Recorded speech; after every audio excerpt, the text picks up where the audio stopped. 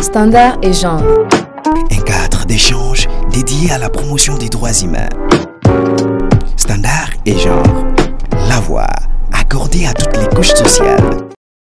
Du 1er au 26 novembre 2024, nous avons enregistré 10 cas de viol sur mineurs. Il est temps de faire entendre nos voix. Il est temps d'intensifier les actions pour protéger les enfants contre les violences, notamment la violence sexuelle. Depuis 1991, 16 jours sont consacrés à l'activisme contre les violences basées sur le genre. À cette occasion, aujourd'hui, je prends la parole pour souligner l'urgence de s'engager tous ensemble pour construire un monde sans violence, surtout en ce qui concerne les enfants. Depuis plus de 3 ans maintenant, Amour Plus travaille dans la lutte contre les violences basées sur le genre, avec une attention particulière sur les violences faites aux enfants.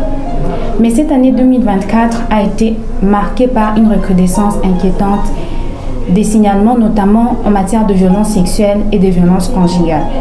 C'est pourquoi je souhaite mettre en lumière un problème grave des violences sexuelles perpétrées contre les enfants, en particulier les filles. En l'espace d'1 mois seulement, notre organisation a enregistré et accompagné 10 cas de viols sur mineurs dont l'âge varie entre 7 et 13 ans, ce qui est plus choquant. Ces victimes, des âmes innocentes, ont été brisées par une violence inacceptable. Cette situation dramatique me pousse aujourd'hui à rompre les silences parce que face à de telles horreurs, il est impératif que nous puissions agir. La majorité de ces cas, les bourreaux sont de personnes qui sont censées protéger ces enfants. L'histoire la plus atroce que nous avons documentée, c'est celle d'un père qui a violé ses 2 filles biologiques âgées respectivement de 7 ans et 9 ans. Et dans les cadres de nos activités, notre clinique juridique s'est engagée à offrir un soutien juridique aux survivantes, à ces survivantes de viol. Et à cet effet, nous suivons les dossiers de ces 10 survivantes en leur offrant un accompagnement juridique complet.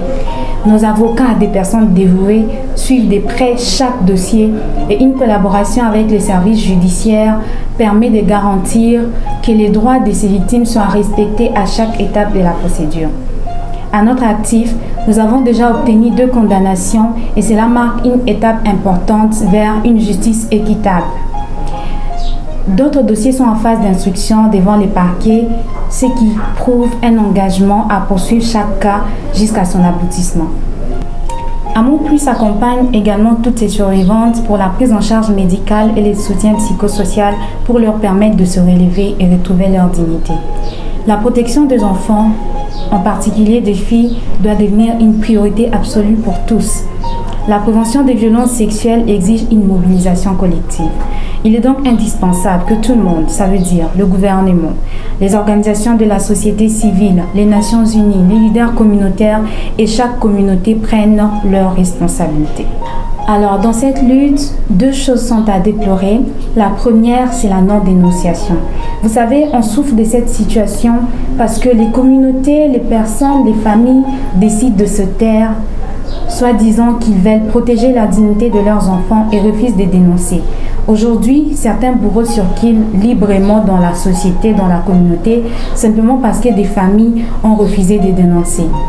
Et encore, lorsque même on arrive à dénoncer, c'est généralement en dehors du délai, ça veut dire après 72 heures. Ce qui préjudicie un peu la prise en charge médicale, parce que lorsque la dénonciation est faite dans les délais, dans les 72 heures, il y a lieu de prévenir notamment les grossesses non désirées ou encore les maladies sexuellement transmissibles.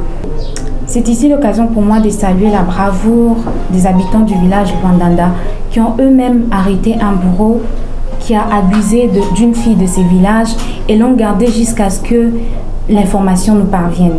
Nous avons par la suite collaboré avec l'escadron de la police et protection de l'enfant et de la femme qui est allé récupérer ces bourreaux pour l'acheminer dans ces locaux.